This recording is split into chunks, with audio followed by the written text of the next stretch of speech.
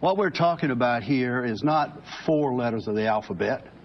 We're talking about L, G, B, T, T, T, Q, Q, I, A, plus another A if you want to be an ally. Now, here's the issue here, in my opinion. What we're really talking about is the body versus the brain. We're talking about that issue.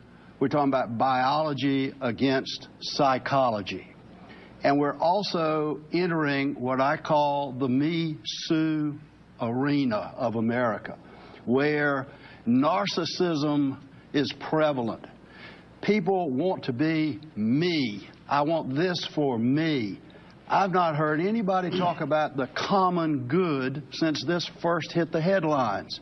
It's all about me. Homosexual behavior is harmful not only to society, but more importantly to the individuals who engage in that behavior. You don't need to be in the pew every Sunday to know that there's something wrong in this country when gays can serve openly in the military. People who are trapped in the homosexual lifestyle, they're in constant rebellion with order, with their natural order, with natural law. If there's one characteristic trait of the gay agenda in the public school system, it's this: it's sneaky.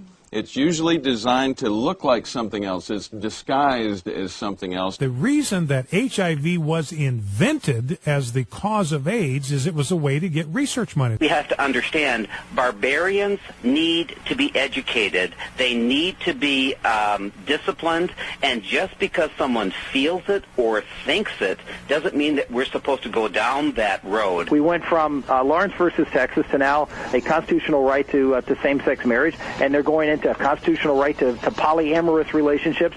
This is the slippery slope. I have a book called The Marketing of Evil by David Kapalian, and it tells how expert genius Harvard marketers actually came up with the word gay rights so that the American public would accept it as natural behavior. If you're involved in the gay and lesbian lifestyle, it's bondage.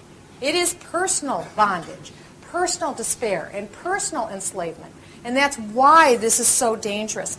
All gays who are born gay are overwhelmingly conservative, maybe apolitical. And all those angry gays causing trouble for everybody, I don't even think they were born gay. I think they're angry at their fathers. I hate homosexuals. You understand me? I feel it's very wrong. I'm a Christian, a committed Christian.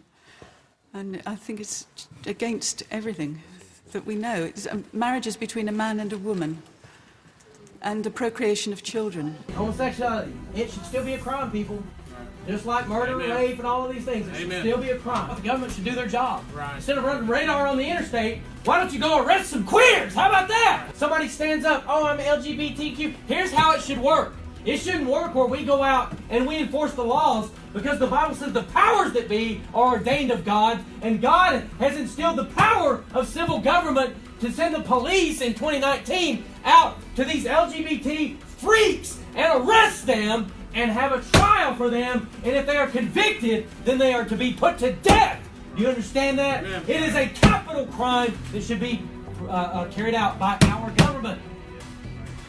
Look at here now, gay men. You'll never be the woman that we are. Not Christians, unless you're a policeman. You know what I mean? If you're a policeman, then you know what? It should be your responsibility to carry these things out. You bring them to the judges, and you let the judges hear the cause, and you put that animal to death. Now, me being a Christian, can I support the LGBT community? No, I cannot. So am I behind the LGBT community? Do I promote it? Do I encourage it? Absolutely not. I'll put it this way. Any man who would have sex with a man would have sex with an animal. Because you know what? That guy that's just, some twinkle toes that's walking over there and he's handing you your Clinique makeup, this is how he is in his heart, is what the Bible says.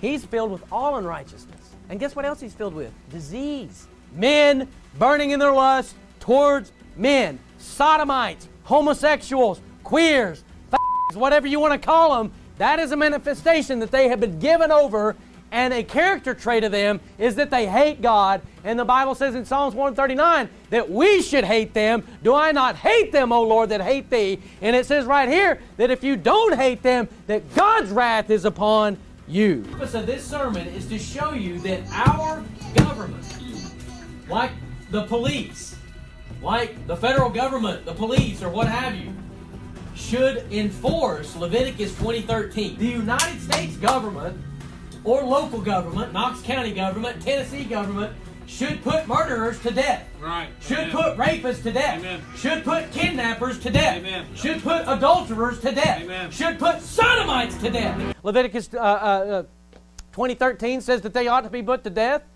Can we at least agree that we can hate them? God creates a woman and gives it to the man. That is natural. Their reward, that what they earn for engaging in this type of behavior, that's HIV, that's AIDS, is what I believe. That's the recompense of their error.